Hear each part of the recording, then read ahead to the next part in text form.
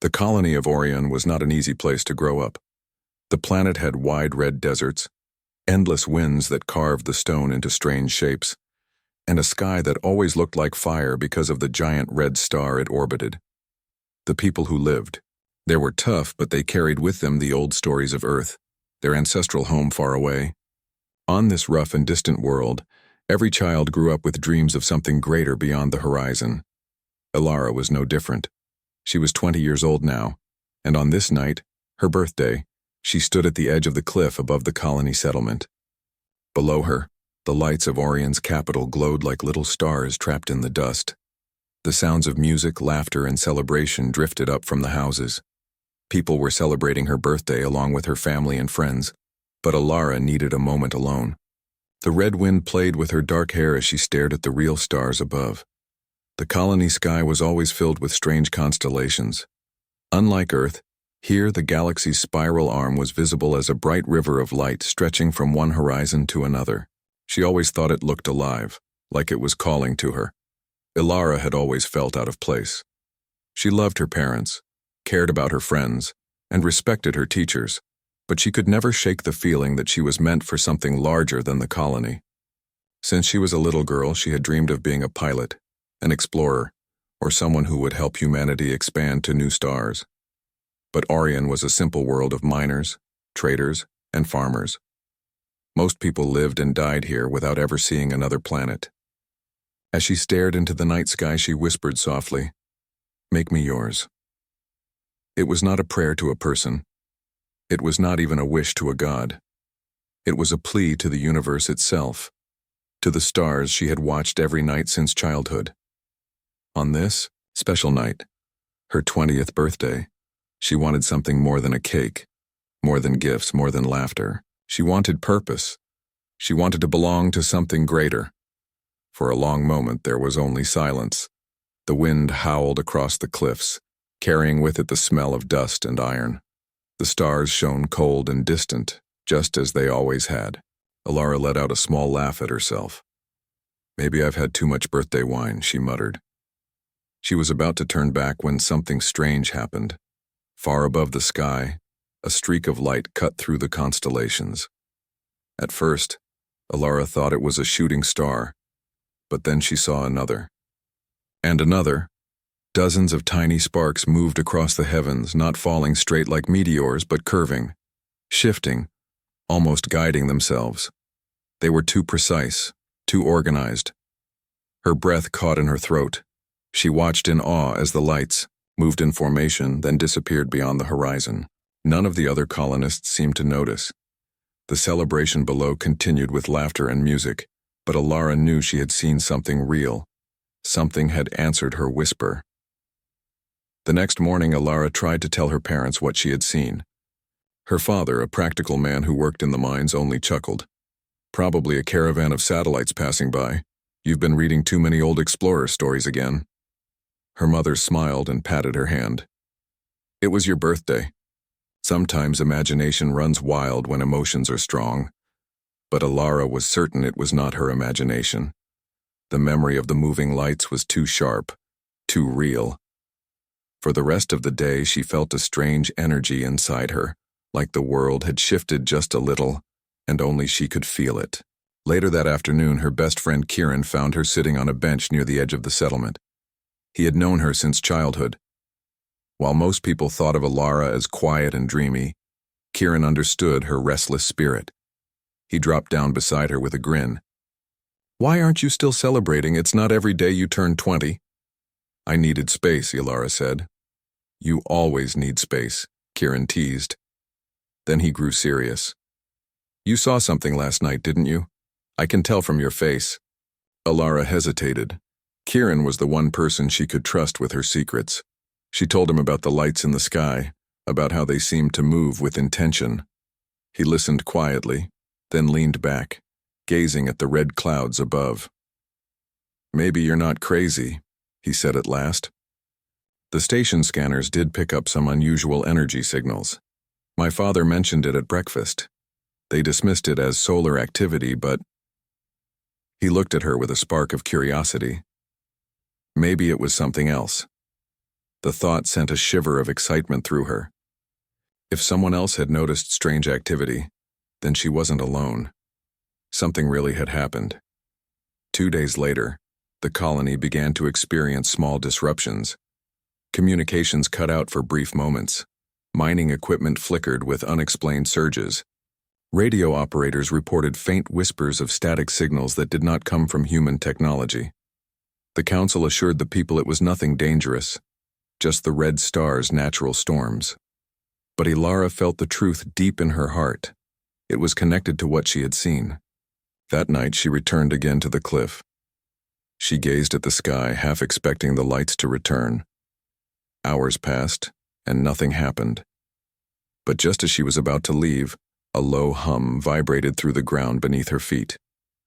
The sound was not from the colony, but from deep beneath the cliffs. Curious and afraid, Ilara pressed her hand to the stone. The vibration was steady, alive like a heartbeat.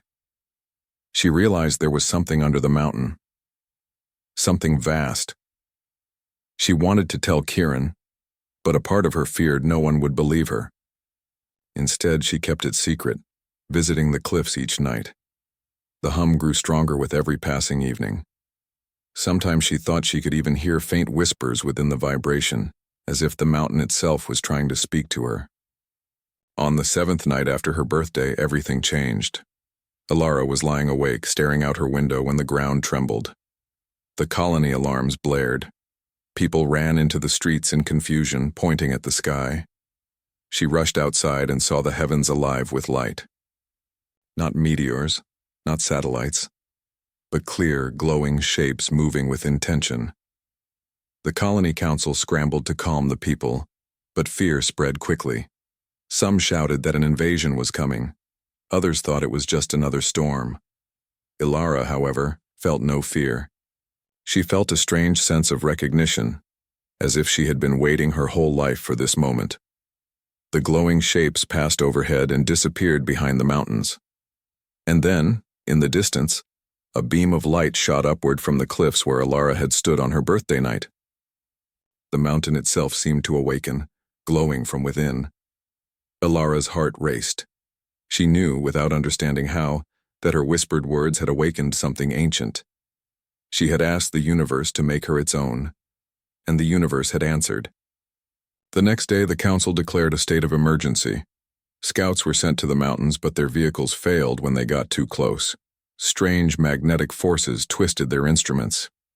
The only thing that seemed certain was that something was buried beneath the cliffs, and something vast and powerful. Ilara said nothing, but she could not escape the truth. It was not the colony, not the council, not even the star that had awakened the mountain. It was her. She remembered the being of light she thought she saw in her dreams. She remembered the hum under the stone. She remembered the moving lights in the sky. And she remembered the words she whispered on her birthday night. Make me yours. And now, something had. The colony of Orion had known many storms, but this was different. The night sky still burned with memory of the glowing shapes that had passed overhead. The beam of light from the mountains had vanished after a few minutes, yet its memory remained in every person's mind. Fear spread quickly. People whispered of invaders, curses, or disasters waiting to fall upon them. Ilara walked through the settlement the next morning and felt the weight of countless eyes on her. She had not told anyone of her connection to the event, but something in the way she moved or the way her eyes carried secrets made others look at her with suspicion. She tried to ignore it, but inside her chest her heart carried both dread and excitement. She knew the strange mountain glow was not an accident. It was an answer. At the council hall, the leaders of Orion argued. Scientists showed broken instruments that could not explain the energy surge. Miners told stories of equipment freezing when near the cliffs. Farmers complained that their crops had been disturbed by strange ground vibrations. No one had clear answers. Governor Rane, a tall and strict man, raised his voice above the chaos. We must remain calm. This is our home. Whatever is in those mountains has been buried for centuries, maybe longer. It has not harmed us before, and it will not harm us now. We will study it, understand it, and keep our people safe. But people were not reassured. Some demanded soldiers guard the cliffs. Others wanted the colony evacuated. Rumors spread that the glowing shapes in the sky were ships waiting to attack. Alara sat quietly at the back of the hall, listening.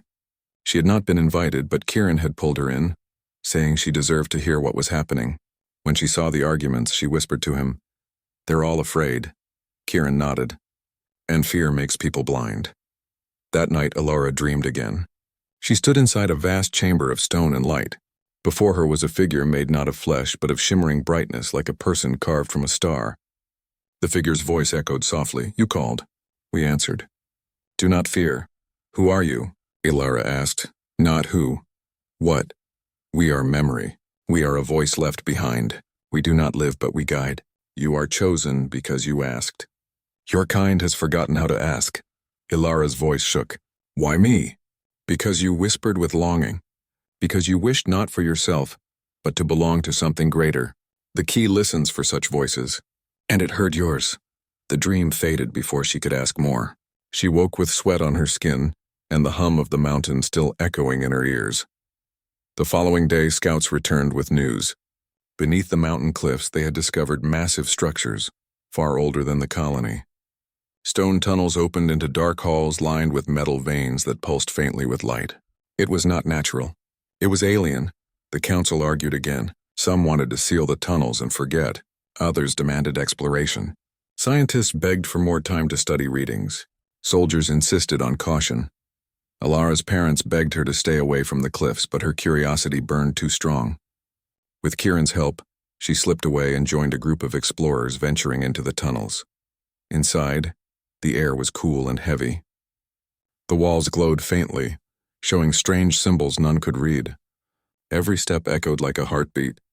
The deeper they went, the stronger Alara felt the vibration in her chest, as if the place itself recognized her.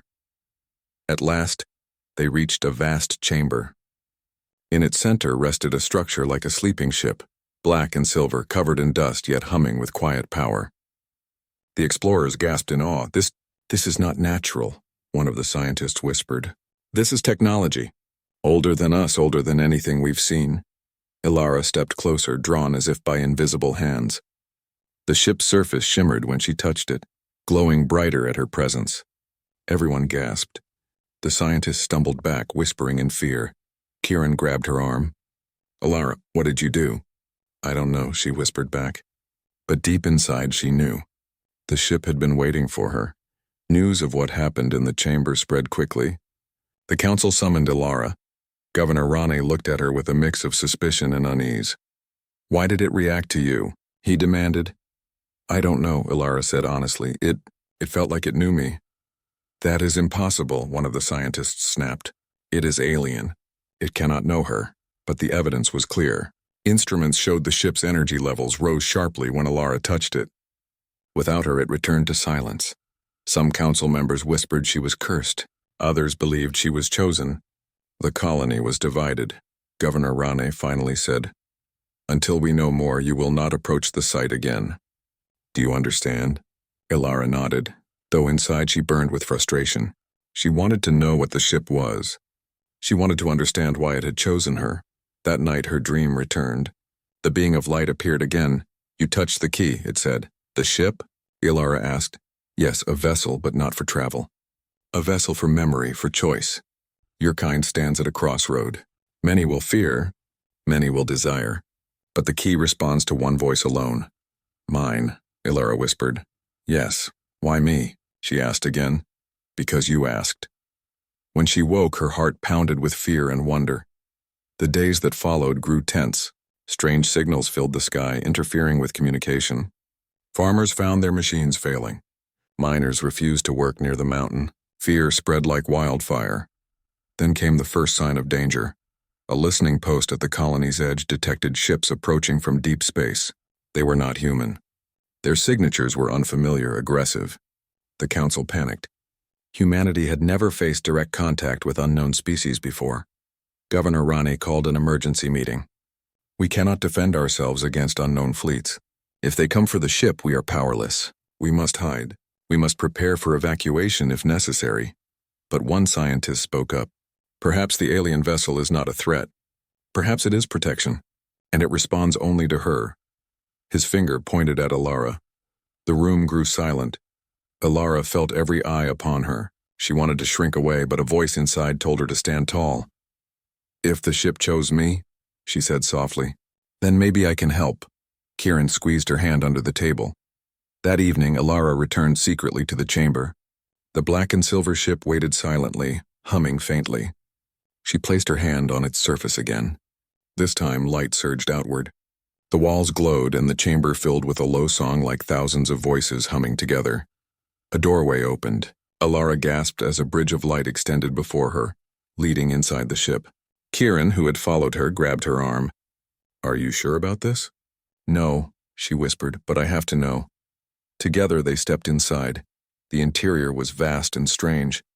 Walls shimmered with moving symbols. A central core pulsed like a living heart. As Alara approached, the symbols shifted into shapes she could almost understand. A voice filled the chamber, clear and soft. "You are the voice. Speak." Alara swallowed hard. "What are you?" "We are the Watchers. We left this key for those who would come after. Only a voice that seeks belonging, not power, may awaken it." "You are that voice," Kieran whispered, awestruck. It's alive." Alara trembled. "Why now? Why me?" "Because others come. They hunger. They destroy. If your kind is to endure, you must rise. We cannot fight for you. But we can prepare you. You must choose how to use what we give." The ship's core flared with light.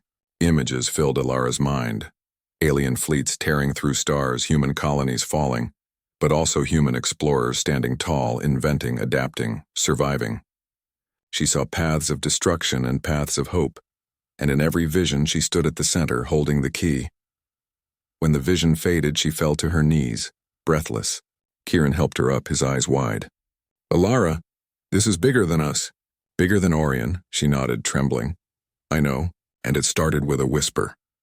Outside, the colony continued to panic. The alien fleets were drawing closer. Time was running out. Alara knew the choice would soon be forced upon her. She had asked the stars to make her theirs, and now they had answered. But would humanity accept the gift? Or would fear tear them apart before the real challenge even arrived? For the first time, Alara was truly afraid. Not of the aliens. Not of the ship. But of humanity itself. The days after Alara entered the alien vessel were filled with unrest. The people of Orion were divided. Some believed she was chosen and could lead them to safety. Others thought she had cursed the colony by awakening something dangerous. The council could not decide how to act, and fear spread faster than truth. Alien fleets had been detected at the edges of the system.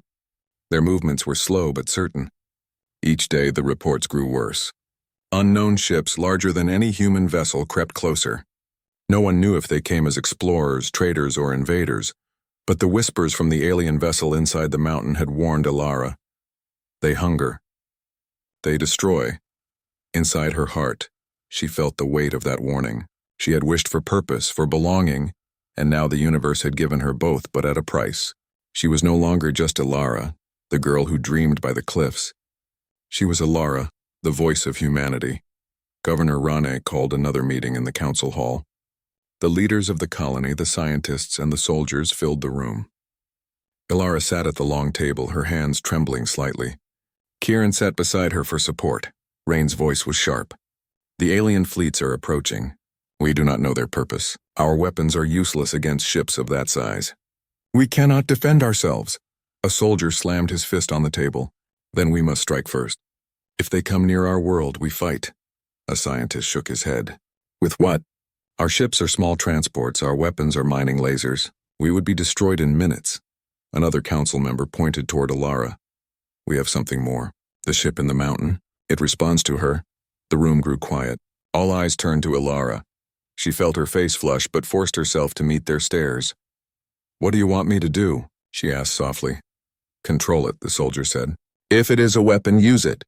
If it is a ship, fly it. Whatever it is, we need it." The scientist shook his head again. "We do not understand its power. If we use it recklessly, it could destroy us all. She is just a girl." Alara's hands clenched. She wanted to shout that she was more than just a girl, but the words stuck in her throat.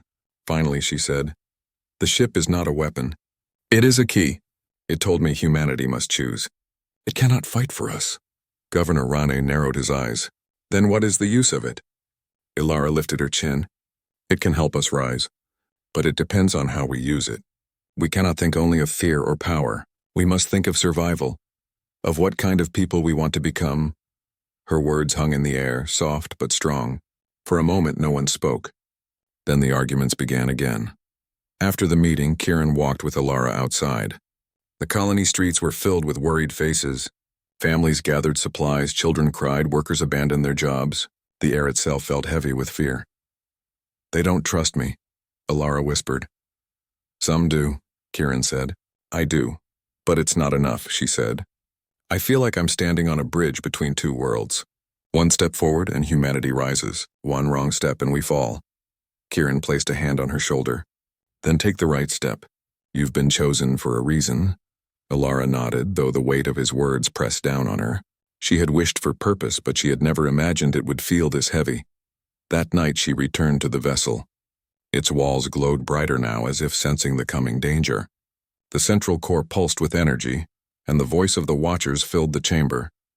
"You hesitate," the voice said. "Yes," Alara whispered. "I don't know what to do. They want me to fight. They want me to command. But I don't want power. I only wanted to belong." "You belong," the voice said. "But belonging carries responsibility. Humanity is at a turning point. Fear will lead them to destruction. Hope will lead them to survival. The key listens to your choice." "Why me?" she asked again, though she already knew the answer. "Because you asked," the voice replied. Images filled her mind again. The alien fleets drawing closer. The colony in chaos. Humanity scattered across stars, fragile and small. But in those visions, she also saw something else. People united, sharing knowledge, working together, rising higher than they had ever dreamed. Alara fell to her knees, tears in her eyes.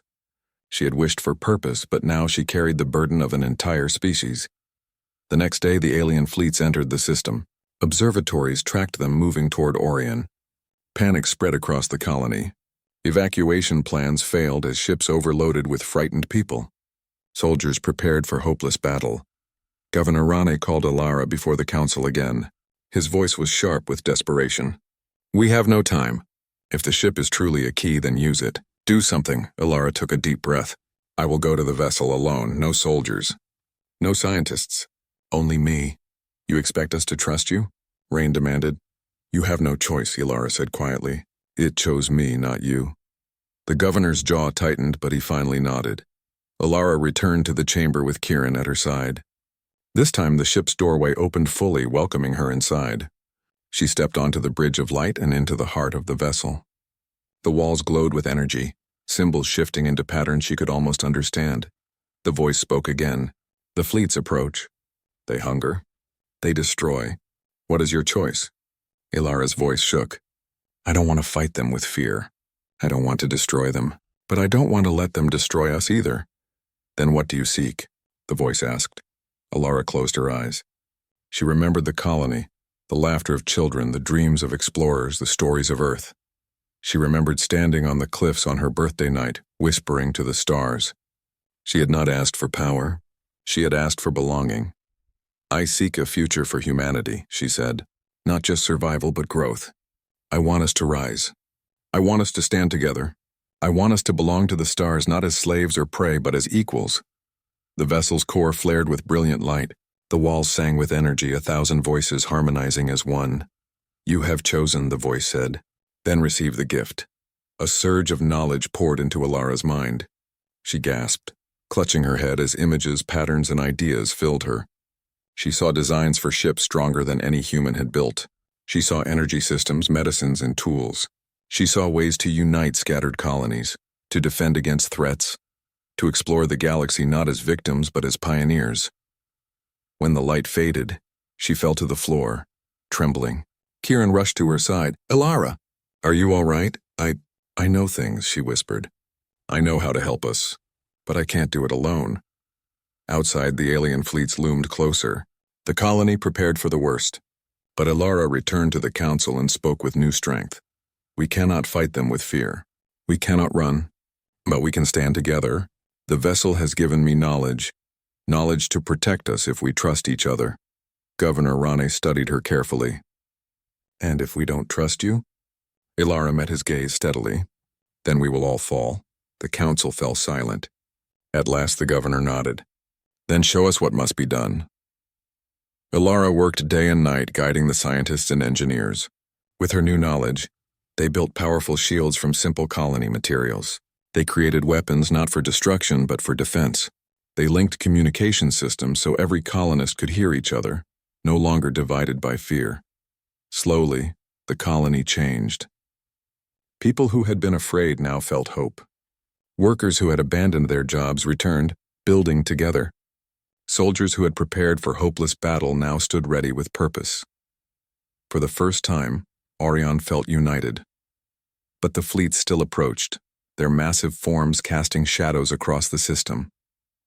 Ilara knew the true test was still to come. On the final night before the fleets reached orbit, Ilara stood again on the cliff where it had all begun. The red winds howled and the stars burned bright above. Kieran stood beside her. "You've changed," he said softly. Ilara shook her head. "No, I'm still the same. I'm just finally who I was meant to be." Kieran smiled faintly. "Do you think we can really survive this?" Ilara looked at the sky. "I don't just think so. I believe it. Because we're not alone anymore. We're human, and that means we don't give up." She whispered again to the stars, her voice steady this time. "Make us yours." And the stars, silent and endless, seemed to listen. The fleets were coming. The colony was ready. The burden of choice weighed on Ilara's shoulders, but she no longer feared it. She had chosen hope. She had chosen unity. And soon humanity would face the test that would decide its future. The alien fleets reached orbit around Orion. Their ships were enormous, black silhouettes against the red sky, each one larger than a city. The colony below trembled with fear. Families gathered in their homes, children hid behind parents, and soldiers stood ready with weapons that felt too small against such power. Ilara stood at the center of the council chamber, her heart beating like a drum. She had guided the colony through preparation, teaching them knowledge given by the vessel. Shields now covered the settlement. Energy systems pulsed with new strength. But still, she knew these defenses were only the beginning. The governor's voice was tight with fear. "They are here. What do we do now?" Ilara closed her eyes for a moment. She could almost hear the hum of the vessel calling to her, reminding her of her choice. When she opened them again, her voice was steady. "We don't fight with fear. We stand together. If we show them we are prey, they will treat us as prey. If we show them we are strong, they will see us differently." The council hesitated. Soldiers looked doubtful. But the people of the colony, listening through the new linked communication system, began to murmur with hope. Kieran stepped forward. "She's right. We've come this far because we trusted her. Now we must trust her again." Ilara returned to the vessel inside the mountain. The walls glowed brightly, welcoming her. The voice of the watchers filled the chamber. "The fleets are above. They hunger. They destroy. What is your choice?" Ilara stood tall. "I choose to protect my people. I choose unity, not fear. I choose for humanity to rise." The vessel pulsed with light, brighter than ever before. A great beam shot upward from the mountain, piercing the sky. The alien fleets turned their attention to the source of the energy. For the first time, they hesitated. On the colony surface, the people watched in awe as the mountain glowed like a star. The shields around the settlement grew stronger, fed by the vessel's energy. The alien ships began to descend, preparing for battle, but the colony did not tremble this time. They stood together. Inside the vessel, Ilara's mind filled with new visions. She saw how to connect the colony's thoughts, how to join voices as one. With trembling hands, she placed them on the glowing core. "Make us one," she whispered. A wave of light spread across the colony. Every person felt a sudden warmth in their mind, a soft touch like a hand resting on their shoulder. For the first time, they felt each other's thoughts, not fully, but enough to sense unity. Fear shrank as hope spread. Soldiers felt the courage of farmers. Children felt the calm of their parents. Workers felt the determination of their leaders. The colony was no longer divided. It was one. The alien fleets attacked. Bolts of energy rained down from the sky. But the shields, strengthened by both knowledge and unity, held firm. Colonists who had once been strangers worked side by side, repairing, guiding, and protecting. Each person acted not alone, but as part of something greater.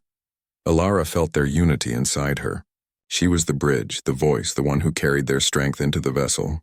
The ship responded to her emotions, magnifying the colony's defenses. Every time she whispered for strength, the shields grew stronger. Every time she whispered for light, the vessel shone brighter. The aliens hesitated again. This world was not weak. This world did not break, but the fleets pressed harder. More ships descended. The colony shook under the force of their assault. Ilara's strength began to fade. Her mind felt heavy, her body trembling. She fell to her knees inside the vessel, her vision blurring. Kieran rushed to her side. "Ilara, you can't hold it alone." "I'm not," she whispered. "I'm holding it with all of them." She closed her eyes and reached deeper. She let the voices of the colony flow through her. Children, workers, elders, every soul united. She was not just Ilara anymore. She was the voice of thousands. Together they cried out to the stars. The vessel roared with light. Beams shot upward, striking the alien ships. Not to destroy them, but to push them back, to show them this world could not be taken. The fleet staggered under the brilliance. Their weapons faltered, and then silence. The alien fleets turned slowly and began to retreat. One by one, their massive shapes vanished into the dark of space. The people of Orion stood in stunned silence. They had not been destroyed. They had not been enslaved. They had survived. Inside the vessel, Ilara collapsed against the glowing core, exhausted. Kieran caught her, holding her up. "You did it," he whispered. "No," she said weakly. "We did it. All of us." The voice of the Watchers echoed softly. "Humanity has answered. You chose unity, not fear. You are ready to rise." The vessel dimmed, settling into silence once more. It had given what it could. The rest was now in human hands. Days passed. The colony slowly returned to life. The people repaired their homes, rebuilt their fields, and strengthened their defenses. But something deeper had changed. They were no longer just a scattered group on a distant world. They were united by what they had faced together. Ilara walked through the streets, and for the first time she felt no distance between herself and the others. People smiled at her, not with fear or suspicion, but with respect. Children waved, soldiers saluted, elders nodded with quiet pride. Governor Rane approached her one morning. His stern face had softened. "I was wrong to doubt you," he said. "You have given us a future. Not just survival, but hope." Ilara bowed her head. "I only did what I could." "You did more," Rane said. "You reminded us of who we are." One evening, Ilara returned to the cliffs where everything had begun. The wind howled, the stars burned, and the galaxy stretched across the sky like a river of light. Kieran stood beside her, quiet and thoughtful. "Do you think they'll come back?" he asked softly. "Yes," Ilara said. "Others will come too. Some will want to destroy us. Some may want to trade or learn. But it doesn't matter. We're ready now." Kieran smiled faintly. "Because of you?" Ilara shook her head. "Because of us. Humanity isn't just one person. It's all of us together. That's what makes us strong." She looked at the stars, her eyes shining with quiet determination. On her 20th birthday, she had whispered for the universe to make her its own. Now she realized it had not just answered her. It had answered humanity. She whispered again, her voice steady and full of hope. "We are yours, but we are also our own." The stars did not reply, but she did not need them to. She knew the universe had heard, and this time it was humanity's turn to answer back.